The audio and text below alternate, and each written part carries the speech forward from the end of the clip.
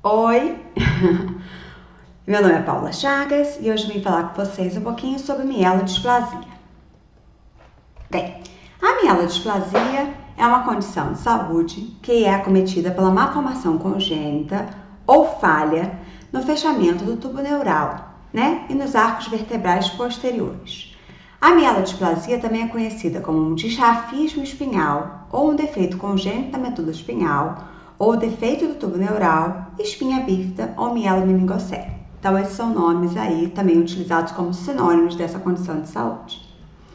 Bem, fisiologicamente, o que acontece? O tubo neural, ele se diferencia no sistema nervoso central ainda bem no início da gestação, onde o tecido do encéfalo da medula espinhal ele é aberto nas terminações cranianas e caudais. Esse fechamento, então, acontece da região caudal, por volta do 26º dia de idade gestacional. Então, bem no iniciozinho da gestação, quando às vezes a gente ainda nem sabe que está grávida. Então, o embrião normal tem esse fechamento do tubo neural da região cervical para a região cranial caudal, tá? Isso acontece, então, no primeiro mês aí de gestação. Tá? Então, eu trouxe um vídeo aqui para ilustrar para vocês como é que esse processo acontece. Tá? Então, vamos ver aí esse processo acontecendo.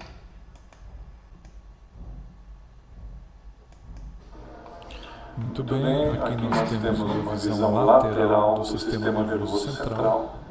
Na parte superior nós temos o cérebro, o cerebelo, o tronco cerebral e a medula nervosa dentro da coluna vertebral. Quando nós clicamos nesse primeiro botão, nós vamos ver o detalhe da região lombar, aqui a pele, aqui a coluna vertebral, em azul as membranas que envolvem o sistema nervoso e em cinza a parte lombar e final da medula nervosa. Nos chamados defeitos do tubo neural, o que ocorre principalmente é a falha na formação da parte posterior dos ossos da coluna. Isso vai provocar um deslocamento em vários graus do conteúdo do canal medular. E vamos ver como isso ocorre e quais os nomes que se dão aos diferentes graus. Muito bem. Na espinha bífida oculta, que é o grau mais leve, veja o que acontece. A falha na formação óssea provoca uma herniação das membranas que envolvem o sistema nervoso. Externamente podemos ter um sinal indireto, como uma coleção de pelos ou uma pequena cicatriz cutânea. Observe que na espinha bífida oculta, a medula nervosa continua em seu local, funcionando, portanto, sem interações.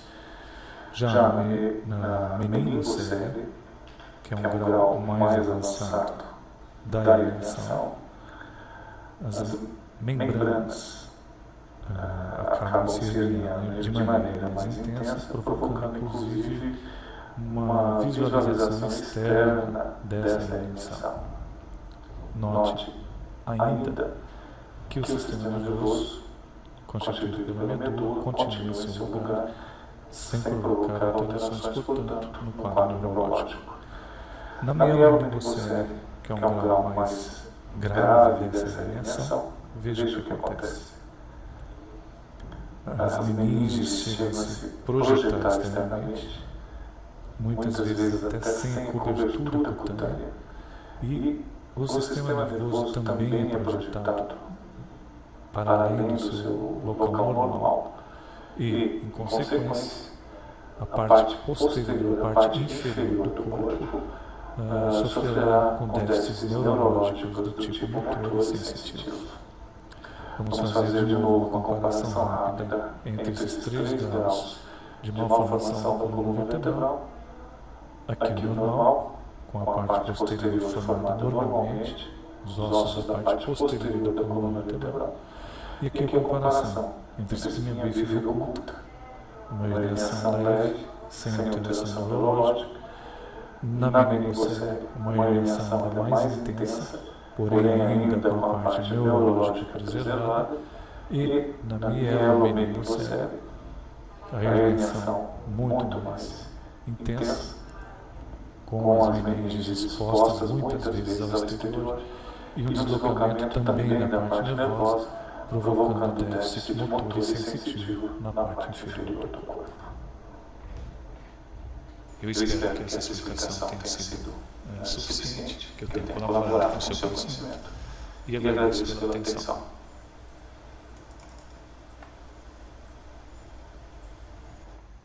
Bem, então, essa é uma ótima explicação, a gente vai retomar isso daqui a pouquinho para frente. Bem, então o que a gente vê, né, na verdade, é que a incidência, ela é variável entre os países. Ela tem uma incidência nos Estados Unidos de 1 a cada 1.000 nascidos vivos, na Inglaterra de 2 a 3 a cada 1.000 nascidos vivos. No Japão, a gente tem um controle de natalidade, um planejamento familiar, essa incidência consegue cair bem para 0,3 a cada 1.000 nascidos vivos. E no Brasil, a gente está aí próximo à Inglaterra, de 2,28 a cada 1.000 nascidos vivos. A gente consegue observar que ela é mais prevalente em mulheres do que em homens, e alguns estudos sugerem que não há uma diferença real entre os sexos. Ela é mais baixa nos indivíduos negros e asiáticos, e ela é maior incidência nas classes sociais mais baixas. Etiologicamente, o que a gente tem é algumas questões bem variáveis. Parece estar relacionado a algumas condições ambientais, como clima e tipo de dieta, e uma certa predisposições genéticas. Ou seja, quando você já tem uma criança acometida, você tem uma maior predisposição a ter um outro filho acometido, né? E apesar de não ter nenhuma evidência em relação a isso. O que os estudos têm demonstrado é que mulheres que não receberam complementação vitamínica previamente à gravidez, ou seja, complementação de ácido fólico prévia a engravidar, apresentam uma incidência maior de terem filhos com mielomeningocele. Aqueles que recebem têm uma incidência menor. Então, parece estar relacionada à baixa suplementação de ácido fólico ao período pré-gestacional.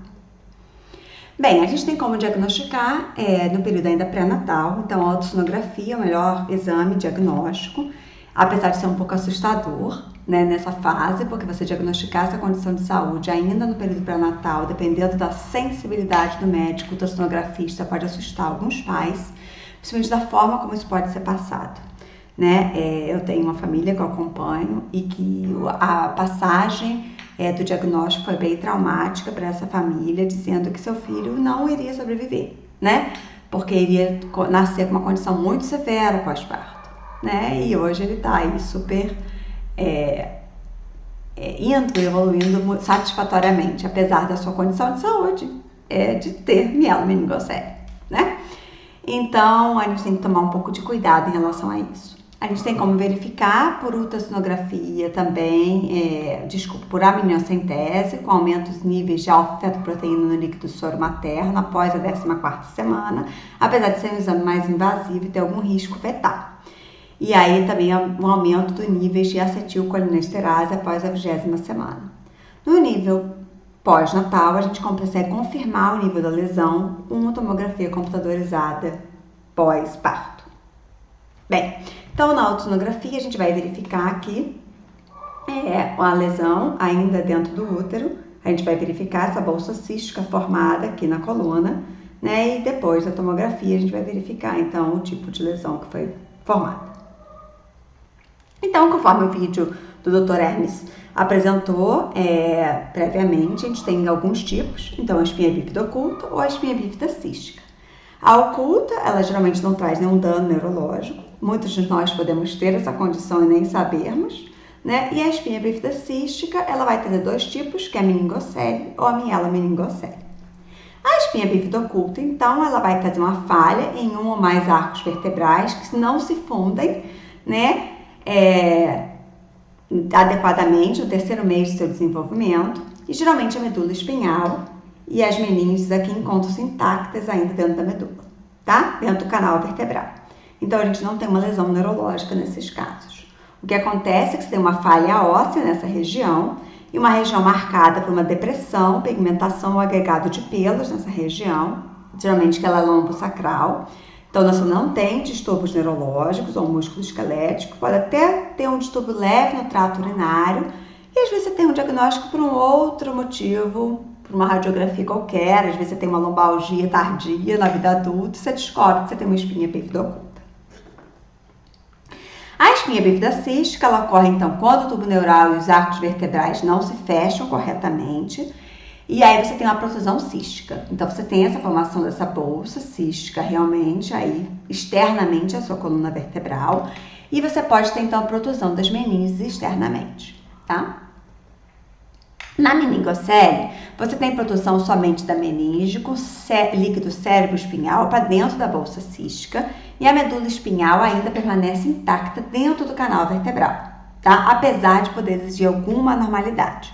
Ela é uma condição mais rara quando na coluna lombosacra. Geralmente ela acontece mais na região cervical e ela é chamada de encefalocele quando ela acontece nessa região. A mielomeningocele, formando uma bolsa então cística com protusão do canal vertebral, tá, das meninges, elas vão estar contidas dentro dessa bolsa cística. Você tem um crescimento anormal da medula espinhal, os elementos nervosos, neurais, vão estar todos afetados, toda a transmissão de pulso nervoso vai estar comprometido, e o resultado então vai ser um comprometimento sensorial e motor abaixo do nível da lesão. Então tá aqui a mielomeningocele, é a causa, né? É o diagnóstico dessa condição, aqui com essa protusão cística aqui externamente, né? E aí você vai ter essa lesão aqui abaixo da lesão. Não tem como você preservar esse canal, essa medula após a cirurgia de correção, então você tem essa lesão medular aqui, né? Tudo abaixo desse ponto vai estar lesado, tá?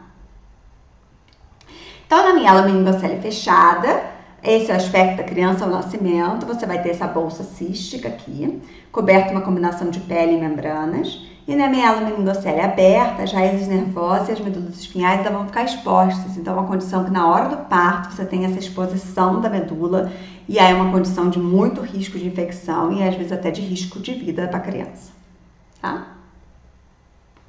Bem, a meningocele e a mielomeningocele, elas são mais comuns na região torácica e lombosacra, apesar de poder ocorrer em qualquer nível da medula.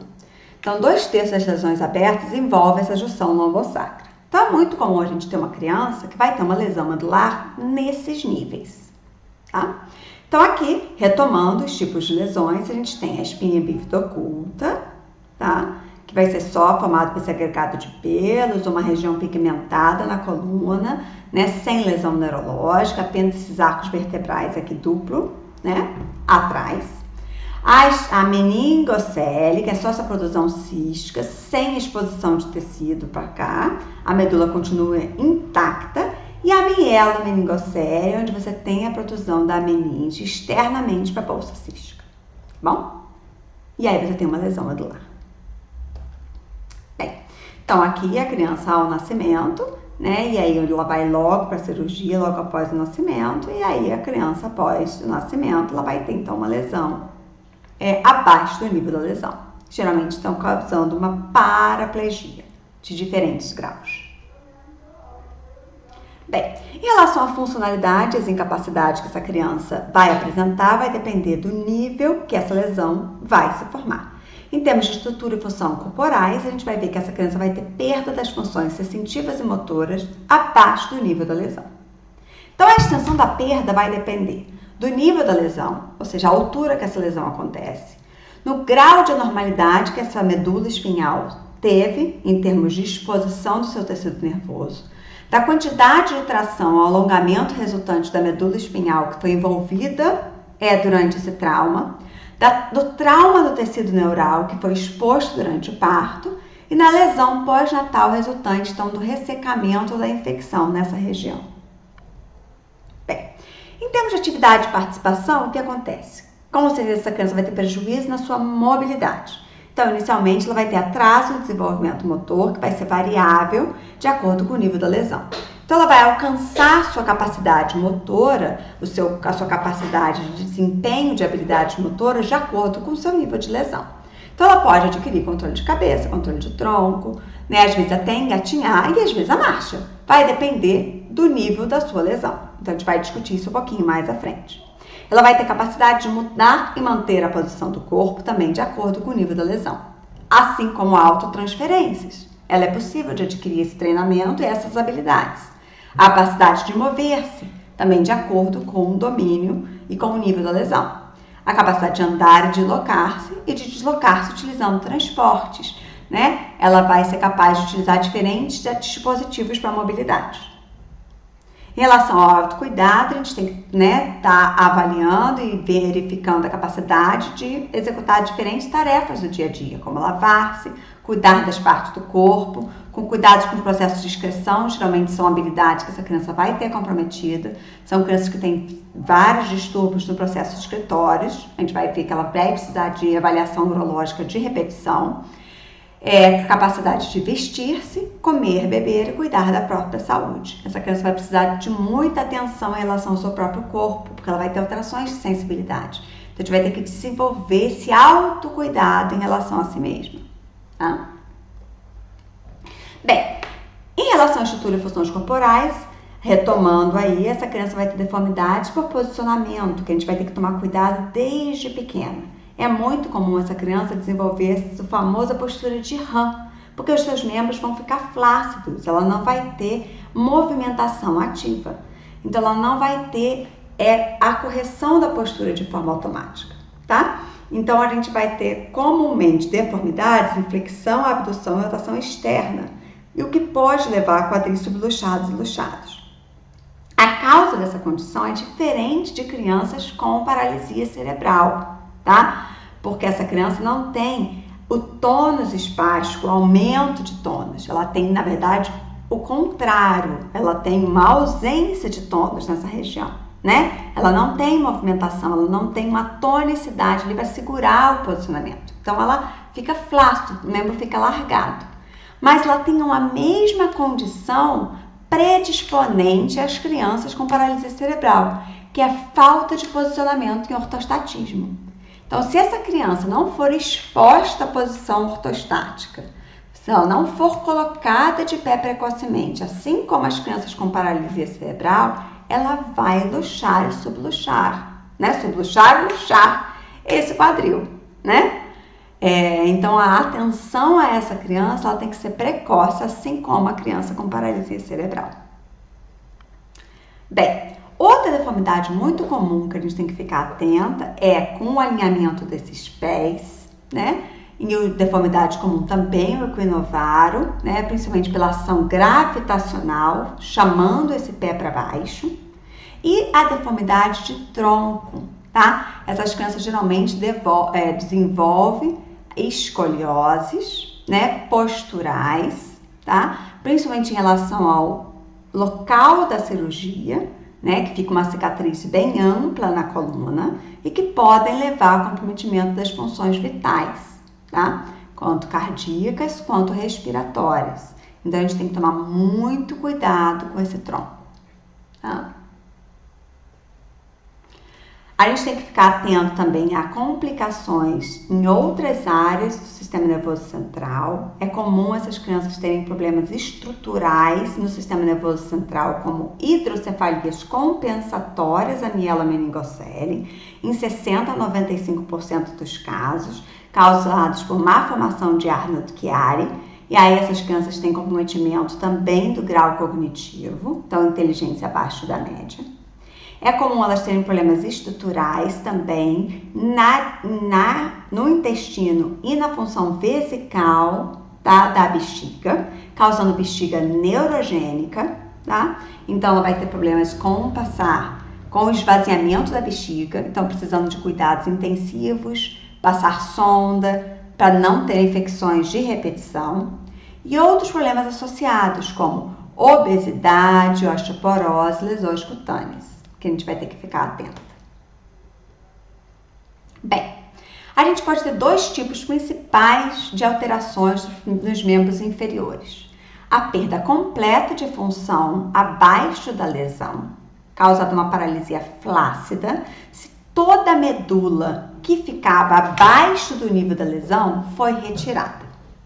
Então, a gente vai ter perda de sensibilidade total, ausência total de reflexos, e deformidades ortopédicas causadas pela flacidez, porque não vai ter oposição muscular, levando então a contraturas por ação gravitacional. tá? Então, você tem flexão de quadril, joelho, plano de flexão, luxação de quadril, obliquidade pélvica, todas as ações gravitacionais pela flacidez que o membro inferior vai se encontrar. E a gente pode ter também paralisia espástica abaixo do nível da lesão, quando a medula permanece intacta abaixo do nível da lesão. Então, foi retirada uma parte da medula, mas ficou uma medula abaixo da lesão, tá? O que acontece é que você vai ter, então, reflexos hiperativos abaixo desse nível, e aí você vai ter espasticidade, né? Porque você vai ter ainda arco reflexo preservado, e aí você vai ter ainda comprometimentos decorrentes disso, tá? Bem, então você ainda vai ter desequilíbrio entre grupos musculares, efeito da gravidade, da postura e da sobrecarga que esses músculos vão estar exercendo, principalmente com o passar dos anos, e malformações congênitas que podem vir associadas à condição de mielomeningocele. Então, essas crianças podem vir ainda com malformação de suas vértebras, deformidades de outros corpos vertebrais e suas costelas, principalmente lesões altas. Geralmente elas têm o peito de pomba, elas têm uma deformidade grande aqui no tórax, quando a lesão é muito alta. Uma cifose lombar, uma escoliose e uma lordose, tá? Então, o tronco é o que requer, às vezes, maior atenção quando a lesão é muito alta, né? Porque essa criança vai ter muita dificuldade de posicionamento sentado quando a lesão é muito alta. Tá? Essa é uma criança que tinha uma lesão tóraco-lombar, aí ela mostrando que ela não tinha adquirido controle de tronco sentado, ela tinha próximo a 1 ano nessa ocasião, tá? Ela só conseguia ficar sentada com apoio externo do terapeuta ainda, tá? Ou pouquíssimos segundos ainda no tripé. Quando posicionada no ortostatismo, ela logo desabava em flexão, ela não suportava ainda a extensão de joelho, tá? Então, ainda apresentando muito desequilíbrio, né, e ausência de controle postural nas diferentes posturas de treinamento, ainda precisando de uma terapia intensiva para a aquisição dos marcos básicos do desenvolvimento motor. Bem, o tratamento médico, né, é uma criança que tem indicação de parto cesáreo, né, por um efeito protetor sobre o tecido neural exposto, né, para você não ter risco de romper aquela bolsa cística durante um parto normal. E a cirurgia pode ser realizada mais rapidamente por um parto programado, tá? 24 a 48 horas após o nascimento, o objetivo então é fechar aquele tubo neural, né, fechar a bolsa cística, retirar aquele tecido neural que está exposto, cobrir o tecido nervoso dentro do canal vertebral, cobrir o tecido espinhal, o defeito espinhal, realizar então esse fechamento. Você quer tentar diminuir os índices de infecção e a lesão adicional da medula neural exposta, tá? Então, geralmente esse é o aspecto antes da lesão e após a lesão. Então, fica uma lesão bem ampla, né, uma cicatriz ampla, e às vezes é muito difícil a gente determinar exatamente o nível da lesão neurológica, diferente da lesão no adulto, que às vezes você tem um tiro, né, um trauma, uma facada exatamente em uma vértebra. Na criança, às vezes você pega uma região toda, por isso que a gente fala que a lesão é torácica baixa, torácica alta, tóraco-lombar, né? A gente não consegue determinar exatamente o nível da lesão. É muito comum essa criança, de 5 a 10 dias após o fechamento da cirurgia da bolsa cística, desenvolver uma hidrocefalia compensatória por aumento da pressão intracraniana após esse fechamento, que seria toda uma restribuição do fluxo do líquido céfalo-raquidiano.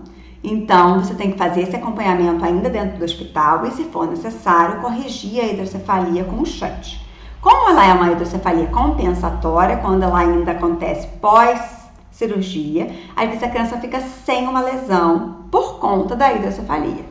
Se ela vier acompanhando o quadro dentro do útero, às vezes a criança vai ter uma sequela dessa hidrocefalia também. Por isso que é importante acompanhar o caso e diagnosticar em que momento essa hidrocefalia aconteceu, tá?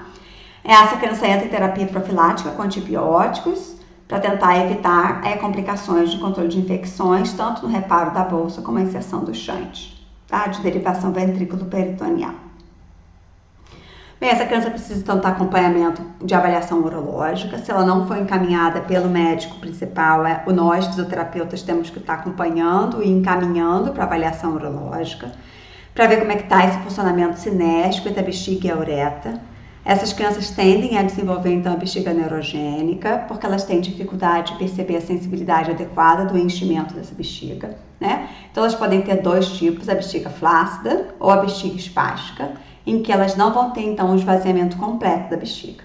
É como se fosse assim, ela vai encher, chegou no limite, ela esvazia, tá? E ela vai esvaziar, mas ela vai chegar num ponto de diferença de pressão que ela não consegue esvaziar tudo, ela vai reter urina ali dentro. Então ela tem que passar catéter para tirar o resto, porque senão aquele resto de urina vai infectar, tá? E se for espástico, o que acontece? Ela enche um pouquinho, vem um espaço, esvazia. Enche um pouquinho, tem um espaço, esvazia, né? Então ela vai estar sempre retendo urina. De qualquer forma, ela precisa de um acompanhamento urológico para seguir com orientações adequadas, tá? Então essa urina que fica ali acumula bactéria e aí infecções de repetição, principalmente no sexo feminino, tá? Então, tem que controlar esses esfíncteres, né?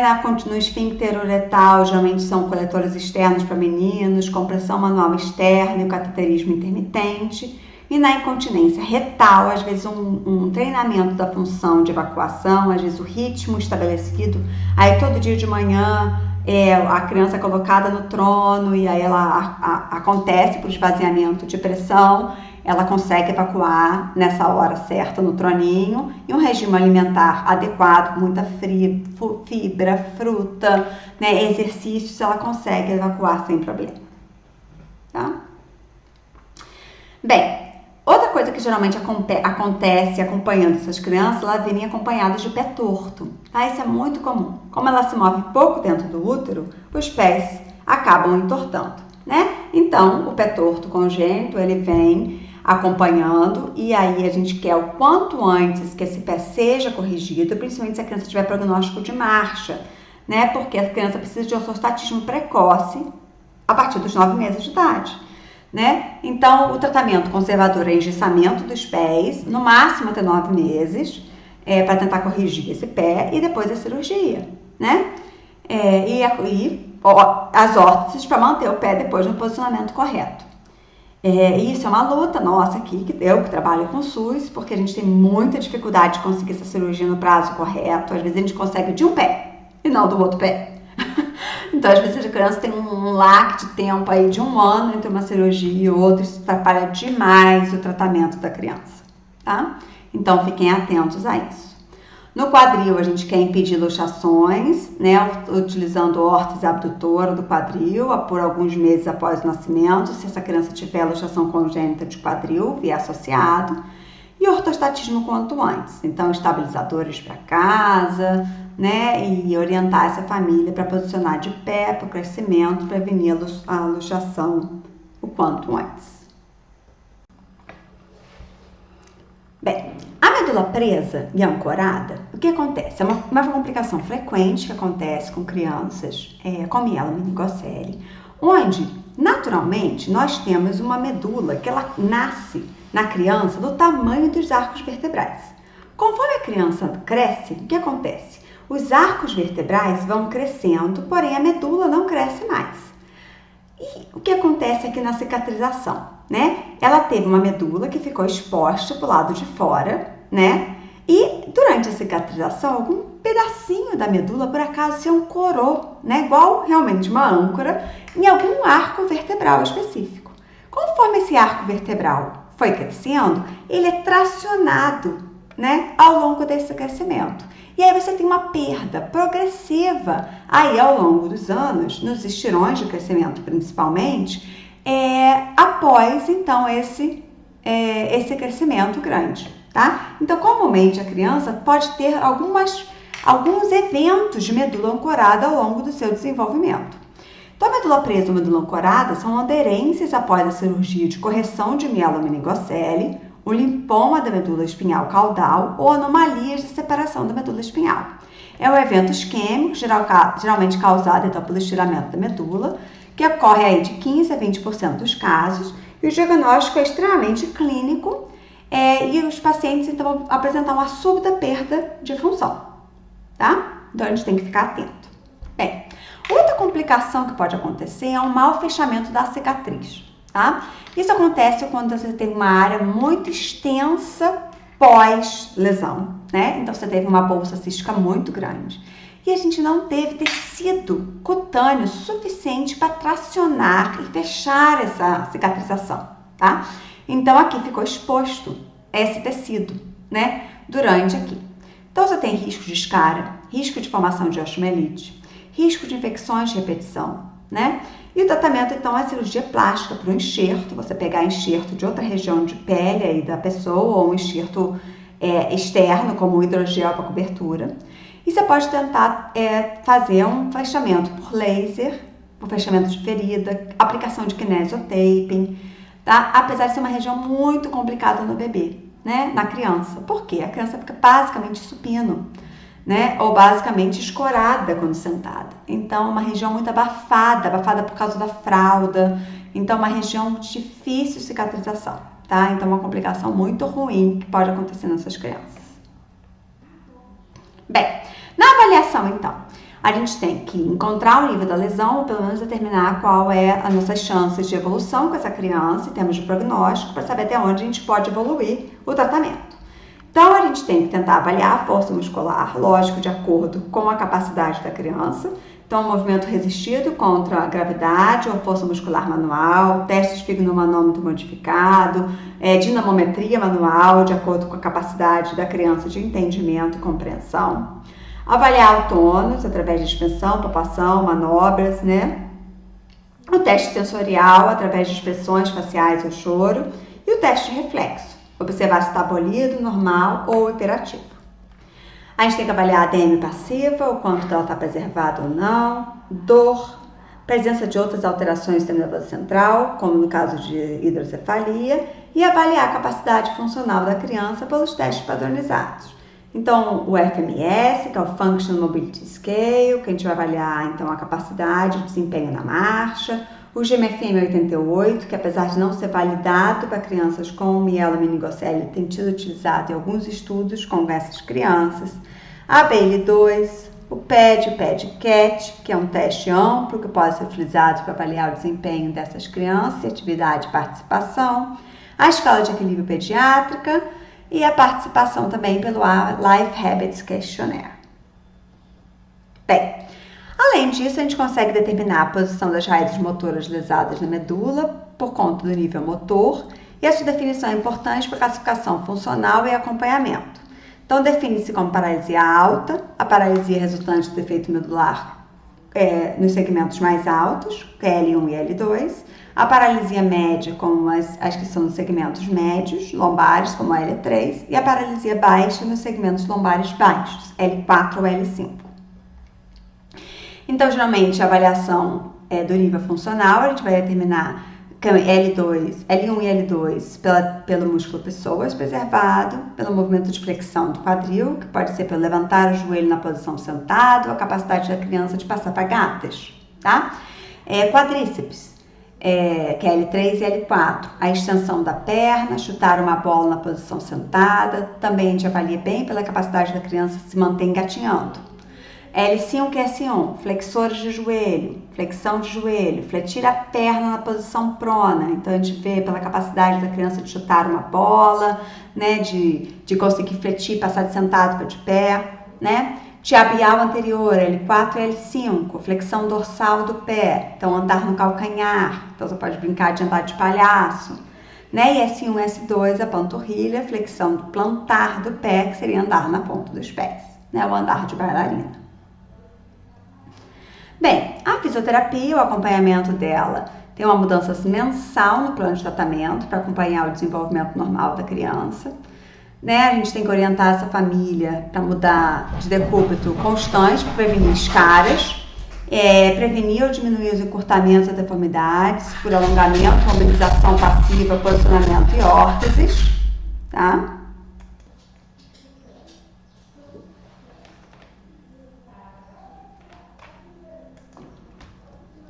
Bem, a gente vai fortalecer toda a musculatura preservada para as adaptações funcionais, né? Melhorar ao máximo a capacidade funcional até o maior nível funcional que a criança apresenta, né? E melhorar o esquema corporal dessa criança, né? Assim, ela tem que conhecer o próprio corpo, ela tem que reconhecer as suas capacidades, reconhecer a sua pele, né? E indicar adaptar os pacientes às órteses funcionais de acordo com o nível, desde a órtese mais baixa, que seria a supramaleolar, nos pacientes que têm níveis baixos, até a órtese mais alta, que vai ser o RGO, né? Que vai ser a marcha recíproca, tá? Então, a órtese quadril, joelho, tornozelo, pé, muitas vezes ela é utilizada por ortostatismo, né? Ou até o estabilizador, depende da capacidade financeira da criança, da família de adquirir, né? Então, a gente vai posicionar essa criança deitada, sentada, de pé, né? Tentando manter o máximo da preservação do quadril e desse ortostatismo, né? Então, é imprescindível que a gente posicione essa criança numa variedade de posições, principalmente tirando ela dessa posição deitada, que às vezes ela é constantemente mantida em casa, né?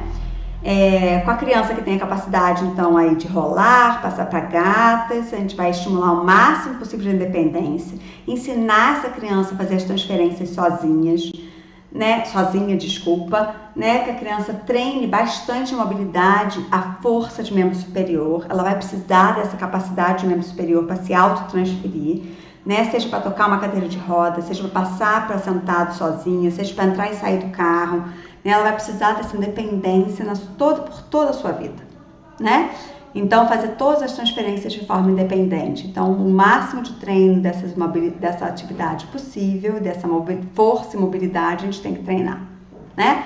Então, fortalecimento de tronco, de extensores, né? De elevação do próprio corpo, e de diferentes formas. A gente pode trabalhar no rolo, fora do rolo, na bola, no cavalo, né? Utilizando todos os recursos que você tiver aí para tentar fortalecer esse membro superior e esse tronco. Bem, o RGO é uma órtese utilizada naqueles que têm comprometimento geralmente torácico ou tóraco-lombar. É importante que eles tenham pelo menos a capacidade de mobilização de tronco, eles têm que ter um pouco de elevação de quadril, pode ser às custas do músculo tóraco-lombar, quadrado-lombar, porque eles têm que ser capazes de deslocar o tronco e elevar a pelve, porque eles têm que levar a pelve de um lado para conseguir deslocar o equipamento para frente, tá? Porque eles têm que liberar essa articulação aqui, que liberando essa articulação é que eles deslocam o equipamento e impulsionam mecanicamente a perna para frente, tá? E com isso eles conseguem deambular com esse equipamento para frente e para trás, tá? Aqui eu trouxe um vídeo de um piquetito que não adquiriu marcha, né? Mas mostrando para vocês a capacidade dele de tocar uma cadeira sozinho.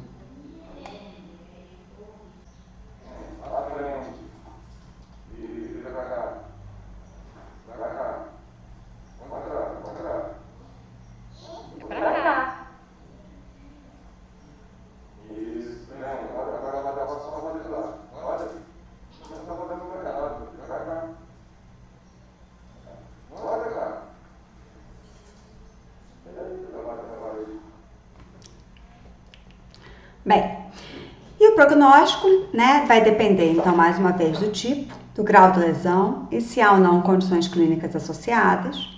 Lembrar, mais uma vez, que a força, né, não aumenta na mesma proporção que o peso corporal, então é muito comum que às vezes a criança anda, mas o jovem, adolescente, adulto não anda, né? Ele vai optar pela cadeira de rodas. Então a gente tem que ficar atento a isso, essa escolha é da criança, do adolescente e do adulto, e não nossa, né? Os fatores determinantes, então, de um bom prognóstico é a potência muscular, o grau de deformidade ortopédica, a idade, a altura, o peso do paciente e a motivação, e as lesões que essa criança desenvolver, né, necessitando ou não de suporte torácico com um colete de cintas.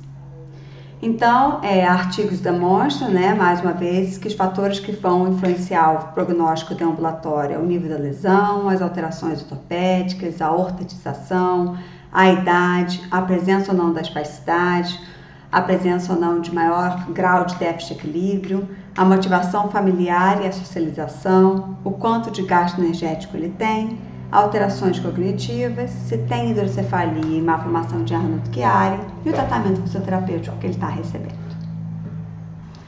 Bem, é comum essa criança precisar de alguma intervenção cirúrgica, como alongamento de elipsoas, adutores isquiotibiais, que podem ser frequentemente seccionados por tenotomia.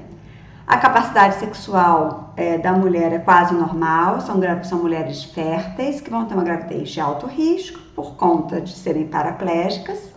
A capacidade sexual do homem, às vezes, eles são estéreis, mas eles têm capacidade sexual, com testículos e pênis às vezes menores, podem ter ereção e ejaculação dependendo do nível da lesão.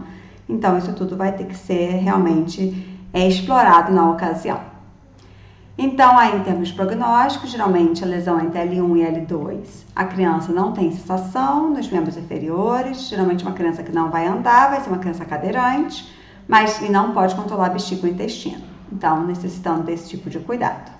O prognóstico entre lesão de L3 e L4 não tem sensação nas pernas nem nos pés, é capaz de andar pequenas distâncias com auxílio quando pequeno e não pode controlar bexiga ou intestino.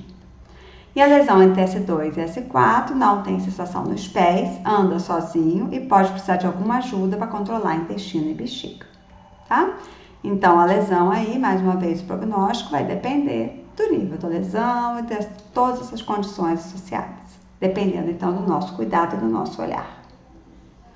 Recomendo que vocês procurem livros da nossa área, artigos científicos, é uma área que ainda está em ascensão em termos de pesquisa, não tem tantos estudos científicos igual na área de paralisia cerebral e síndrome de Down, mas é uma área promissora em termos de literatura científica, tá? E recomendo o capítulo do livro de Fisioterapia em Pediatria, da Evidência Prática Clínica, que está muito bem escrito pelo meu amigo Hércules Leite, Luísa Fonseca Sarsur e doutora Miriam Calheiros. Bem, e trouxe aqui para finalizar uma foto que foi muito famosa aí entre os 10 a 15 anos atrás, ela circulou pela internet com a foto do século, quando uma cirurgia, que ainda era experimental na época, hoje ela já é considerada um tratamento, não aqui tão frequente no Brasil, mas fora do Brasil, como um tratamento intraútero para correção da mielomeningocele, quando você pode fazer ainda durante a 20ª, 24ª semana de gestação, a correção ainda intraútero da bolsa cística. E durante o procedimento cirúrgico, onde estava sendo filmada, então, pelo Dr. Vanderbilt, a cirurgia, a criança tirou a mão de dentro do útero e segurou o dedo do cirurgião. E um fotógrafo estava lá, registrando esses momentos da cirurgia para poder divulgar esse procedimento cirúrgico inovador, e foi caracterizado como uma foto do século, como um momento de gratidão que a criança estava tendo pela sua vida, Então fica aí o nosso agradecimento por todas essas crianças que existem e trazem alegria para a nossa vida. Obrigada, e eu continuo à disposição.